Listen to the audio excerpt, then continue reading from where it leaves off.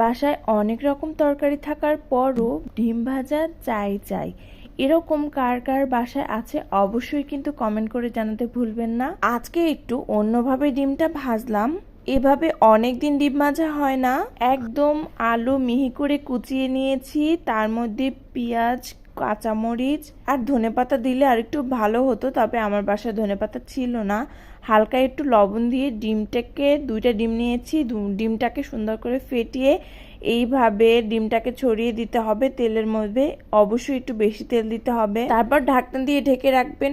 একদম কিছুক্ষণ অপেক্ষা করতে হবে অবশ্যই, কারণ আলুটা সেদ্ধ হওয়া আগ পর্যন্ত। ও আচ্ছা, আমি হালকা একটু হলুদ দিয়েছিলাম, যেহেতু আমি আলু দিয়েছি তাই একটু হালকা হলুদ দিয়েছিলাম। এই যে আমার ডিম ভাজা এক পাট হয়ে গিয়েছে, এখন আর এক পাট হয়ে গেলেই আমি উঠিয়ে নিচ্ছি। কমপ্লিট আমার আলু দিয়ে ডিম ভাজা। ব্যাচেলারদের জন্য কিন্তু এটা বেস্ট খাবার হতে পারে।